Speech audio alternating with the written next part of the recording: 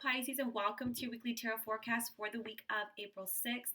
How are you guys doing? I know all of us are still, so many of us in self quarantine, and so many changes taking place. And while change is the only constant, and while this will also inevitably pass, so many of us as a collective are meant to be forever changed. How we connect, how we create, how we serve. We're changing internally in so many ways, especially for my water signs, for all of the signs. Be really compassionate with yourself and take a lot of extra time to cleanse and clear, guys, and to align. Drink tons of water. Do a lot of breath work. Some people think breath work is just to like calm down, but actually, we're all energy and frequency moving at a speed, right? So that's, we're moving at a certain speed, making us solid. Energy comes in on the in breath. So if you want to heal like your physical body, breathing in more prana actually facilitates and accelerates the healing process. It accelerates our vibratory rate, so it helps us to clear and align. So if we're vibrating super, super high and great, anything that vibrates lower, which is fear or illness or sickness, must leave. It's law. You can't catch an FM radio on an AM dial. Different frequencies and wavelengths. And perhaps I'll do a video on that. Anyways, this is for Pisces, Sun, Moon, or Rising. So please be sure to check all three. And if this serves you, if this serves you and it's your first time watching it, please like, subscribe, comment down below, guys. I really appreciate it. All right, Pisces, per usual, let's just take a deep breath. Exhale it out. And let's get started.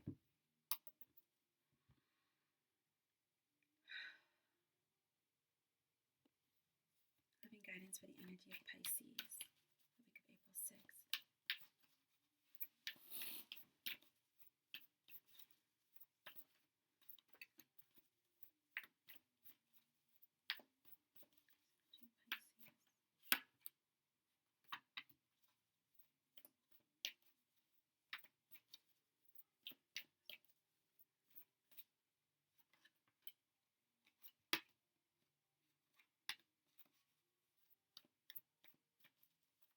I'm going to get a clarity card here.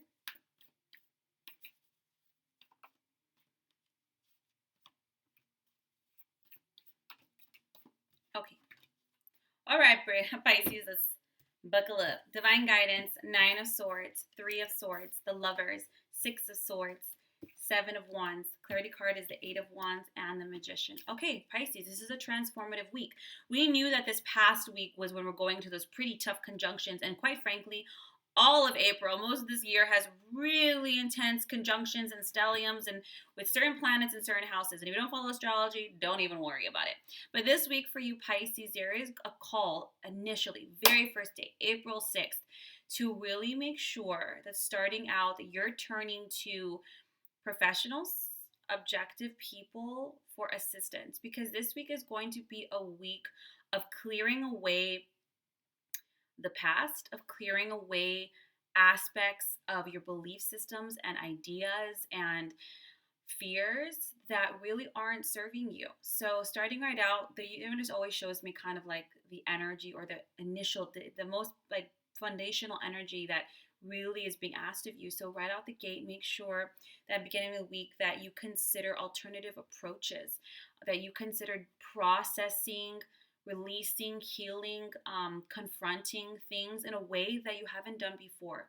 Because obviously, if we've done something in the past and it didn't work, chances of it working, doing it the same way, not going to work, right? Like they say, you can't solve a problem from the same energy as you created in. What is it? The definition of insanity is doing the same thing over and over again and expecting a different result.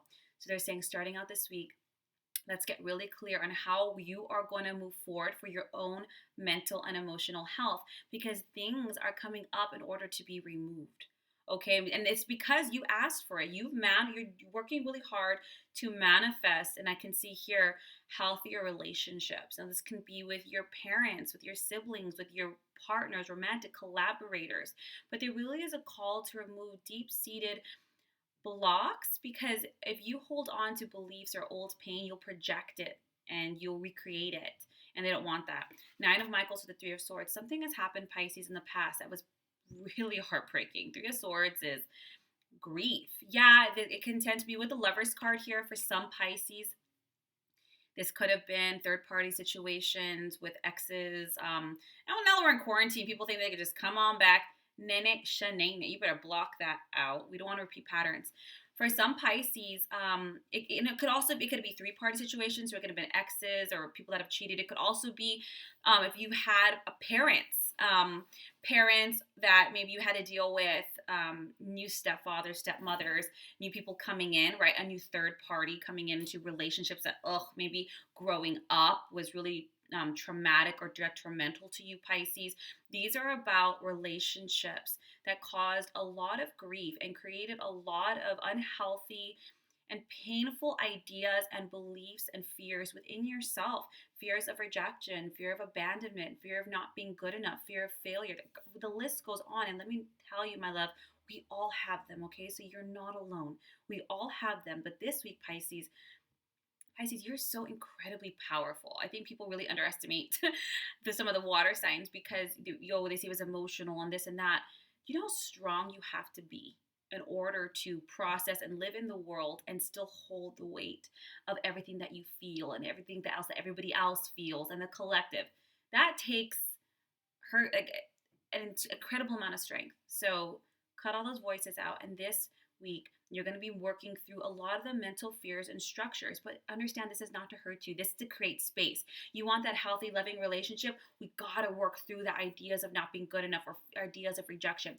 We want to have healthy, maybe we want to be prosperous or have a lot of money in our life. Then we have to work through our fears of failure, our fears of not being good enough in some way, smart enough in some way. So understand all of this is going to be coming up in order to be processed and removed. And when you have the divine guidance card, that sometimes means professionals, therapists, counselors, life coaches, past life regressionists, hypnotists, spiritual elders, spiritual wise ones, mentors, leaders, some way, but they must be objective.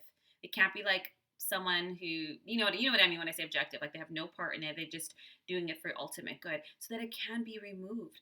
You have the Six of Swords, which is bravo. They're saying, look at this is the storm, right? And once this comes up and you're processing, the Six of Swords is like the light at the end of the tunnel. You're moving forward from this. You're moving forward from old pain, from old trauma and toxicity, and you're not broken. Our pieces get scrambled around, and we've got to realign ourselves and remember and align with our highest truth, our highest self, which is perfect. Seven of Wands, it is going to require you, Pisces, to stand your freaking ground. You're going to have to claim your personal power. I always use that movie Labyrinth as an example, like in the 80s. Maybe some of you guys haven't seen it, but there was this moment where she recognizes, like, wait a minute, you don't have any power over me. The only reason you had power over me is because I believed you did. And so by believing that you did, I gave it to you. So now that I recognize that you actually don't, I'm going to take that back, and everything shatters. You think that those memories, those experiences, that person, place, thing hold sway, but it's because you've given your power away to it. And understandably, now you're going to stand your ground and take that shit back. This is who I am. This is what I deserve. You will not treat me this way, talk to me this way. This is my boundary. Cross it and watch what fucking happens. Smack it. Eight of Gabriel, the Magician. You created this upcoming energy, right? But you did it so that you can create the life that you want. I'm sorry, my camera's backwards, so I'm thinking I'm putting this one up. You manifested this because you're manifesting the happiness, the wellness, the prosperity, the love. And indirectly, it must move all the blocks to it. But understand, as this comes up, it's gonna move through fast. Eight of Wands is like quick, things moving quickly. So not only is this gonna come up to be moved fast, but the manifestations are gonna move fast. So having those important conversations, letters, messages, emails, whatever, therapists, journaling yourself, communicating, releasing this out, really getting this done is gonna move quickly if you choose to, and all the manifestations you're looking to bring are gonna come in right on its tail end. Pisces, many blessings to you, because this is the deep work. This is the shadow work that really aligns you and opens you up so you could unfold and really expand in ways you couldn't believe. If you guys would like a cord cutting session, or just cord, I'm sorry, it's not a session, it's a free link.